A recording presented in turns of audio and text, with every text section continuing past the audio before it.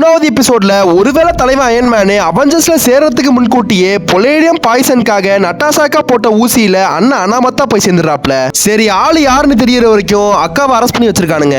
நம்ம ஒத்த கண்ணு முட்டையனும் கல்பிரட் யாருன்னு நீயே கண்டுபிடிச்சுக்கோன்னு ஆயுதத்தை கொடுத்து தப்பிக்க வச்சிடறான். மெக்சிகோல இப்பதான் நம்ம தாரும் மியல்மேர தேடி வந்திருப்பாப்ல. அம்புட்டு பயலையும் பொழந்துட்டு சுத்தீரை எடுக்கலாம்னு வரும்போது ஹாக்காய பைய அம்பு விட்டு கொண்டு போடுறான். ஒட்ட அவனையாச்சும் விசாரிக்கலாம்னு பார்த்தா அவனே ஆட்டோமேட்டிக்கா செத்து கிடக்குறான். சரி இன்ஜெக்ஷன்ல என்னதான் கலந்திருக்கான்னு கண்டுபிடிக்க நட்டாசாக்கா பேனரை போய் பாக்குறாப்ல.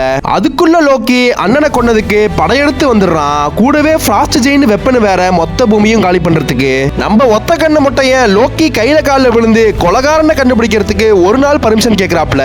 அதுக்குள்ள அங்கிட்டு நம்ம மாமனாருக்கும் மருமகனுக்கும் முட்டிக்கிட்டு நிக்க கணத்துல குதிக்கிறதுக்குள்ள நம்ம அழுக்கண்ண கன்றாவே வெடிச்சு செத்துறாப்ல. இது எவன்டா நம்ம பயல்களுக்கு மட்டும் பாயாசத்தை போடுறதுன்னு நினைக்க எப்படியோ நம்ம நட்டாசாக்கா யார் அந்த கல்பிரட்னு கண்டுபிடிச்சு சொல்றதுக்குள்ள அந்த பயமுள்ள அக்காவுக்கும் பாயாசத்தை போட்டுருச்சு. கடைசியா ஹோப்புங்கிற வார்த்தை மட்டும் அண்ணன் காதுல விழுந்திருக்கும். அதை வச்சு ஒரு கெஸ்ல கல்ற தோட்டத்துக்கு போய் பார்த்தா ஹோப் அப்ப ஹேங் தான் பொண்டாட்டியும் பொள்ளையும் ஷீல்டுக்காக செத்ததுனால காண்டில அம்புட்டு அவெஞ்சர்ஸையும் காலி பண்ணிருக்கான். சரி மொட்டையனையும் பிச்சு போட்டுருவான்னு பார்த்தா மர்டரை கண்டுபிடிக்க மாறு வேஷத்துல நம்ம லோக்கி வந்திருக்காப்ல. அண்ணன் மேல அம்புட்டு பாச புண்ணாக்கெல்லாம் ஒண்ணும் கிடையாது. ப்ரொடெக்ஷன் இல்லாத பூமியை ஈஸியா புடிச்சிடலாம்னு வந்திருக்காப்ல. ஆனா ஐஸ் கட்டிக்குள்ள இருந்த மனுஷனையும் ஐசக்காவையும் மறந்துடுறான் இந்த பக்கி.